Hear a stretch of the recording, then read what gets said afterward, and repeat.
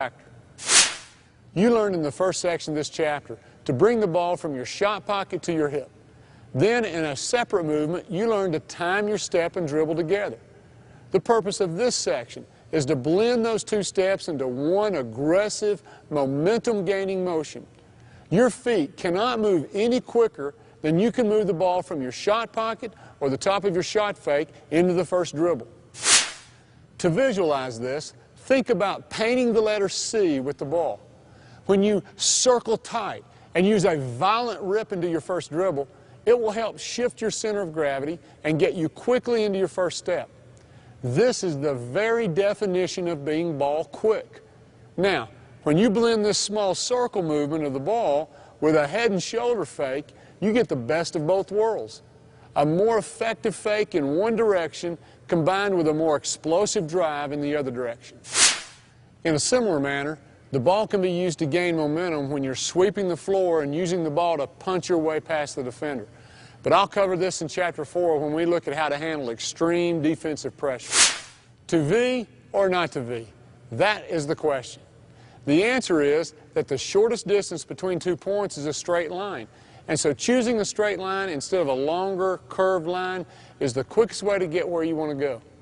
The battle between you and your defender can be looked at as this battle between the V and the U. Here's what I mean. Go by the defender, not around him. If you control the space and go by him, your lines of attack form the letter V. If you go around him, then your lines of attack form a U. The defender wants you to drive in a U. This slows you down and gives him a chance to recover and his teammates a chance to help. The V is quicker and leaves little chance for your defender to recover. Now, you must protect the ball, eat up the space between you and the defender, and stay on a V line of attack. Let's take a look at the technique. When we were learning the proper mechanics of the first step, I told you to time your dribble and step together and reach through with the inside arm as if to shake hands.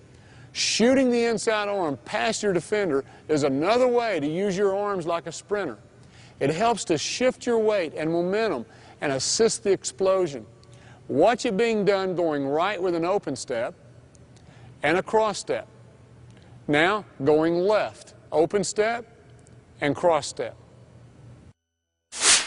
To control the space and stay on your V line of attack, imagine that the only door to go by your defender is here. The lock on the door is located at his hip, and the key to open it is your inside arm and shoulder. So reach through the keyhole and shake hands on the other side. Control the space as you go by. Brush his hip with your arm and shoulder to make sure you're eating up the space. Now you're guaranteed to be taking the most direct line to the basket.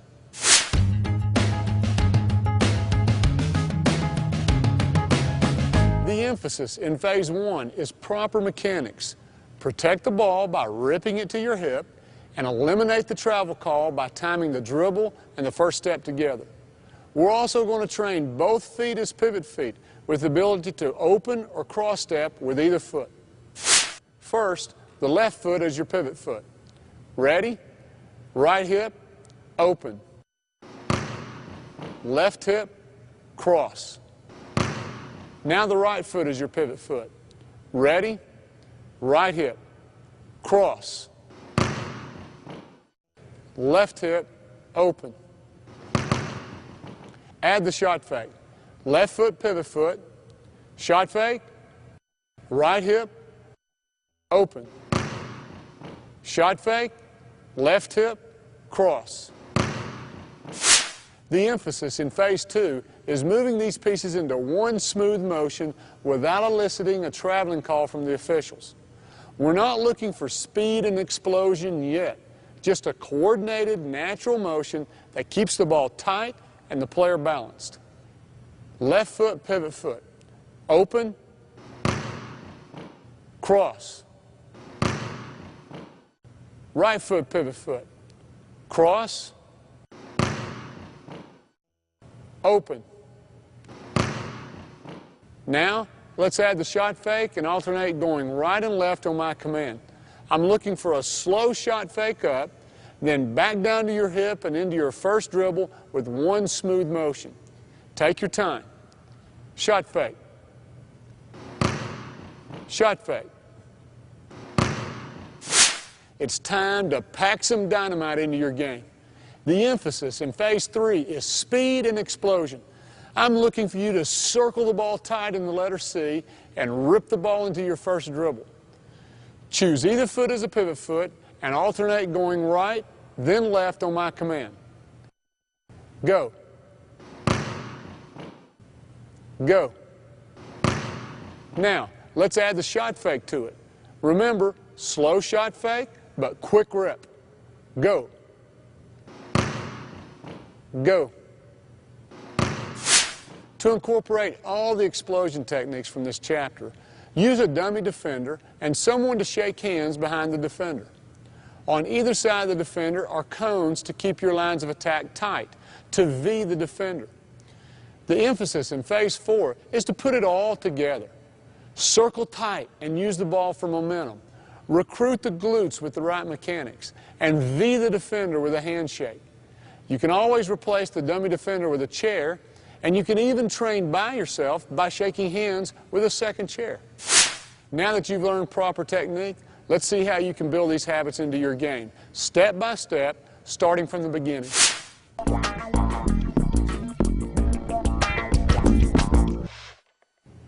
The situation is one we're all familiar with, whether it's a neighborhood challenge somewhere on the asphalt, or you're facing a defensive all-star in the World Championships in front of millions of people.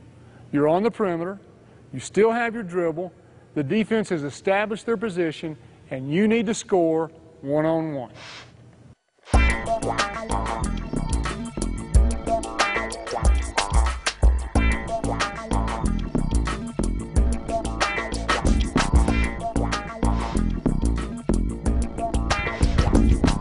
Can the defender touch the ball in your shot pocket? If not, shoot. He knows you're a threat to drive, and he doesn't want to give up penetration. So he's playing off you to give himself time to react and cut off the drive. He's giving you the open shot, so take it. Remember, if he can't touch the ball, then he's not there at all. Quick draw.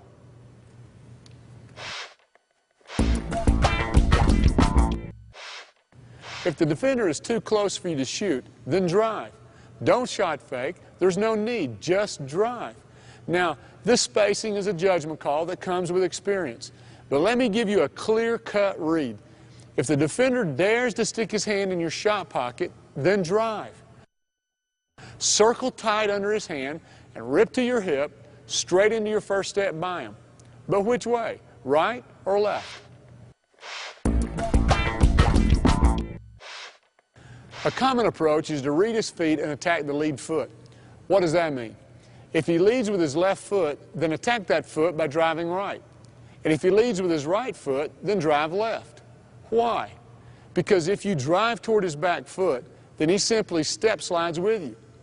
But if you attack the lead foot toward the direction of his heel, then your defender must swing step to recover. But the swing step is slower, giving you more time to get by him. And if you control the space by brushing his hip with your handshake, then it's even more difficult for the defender to swing step and cut you off. But let's take this read to another level, because I want your reaction to be as quick as your read. An even shorter read, without having to look down at his feet, is to read your defender's lead shoulder and attack his back. Picture it this way. There's an arrow sticking perpendicular out of your defender's back. It will point the way for you to drive. With his left foot or left shoulder leading, his back points to the right. With his right foot or right shoulder leading, his back points to the left. So what's the quickest read? Go away from your defender's face and attack the back.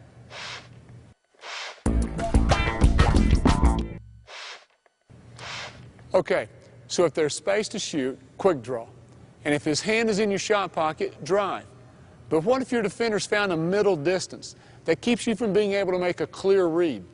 Your shot fake could draw him into driving range. Any movement by your defender to close the gap between you is a drive read. Go. Read his back, the lead hand, the lead foot, or whatever, but read and go. When you shot fake, your defender might not move closer, but he might raise up, looking to block your shot. This is a drive read as well. When your defender is vertical, he must drop back down to an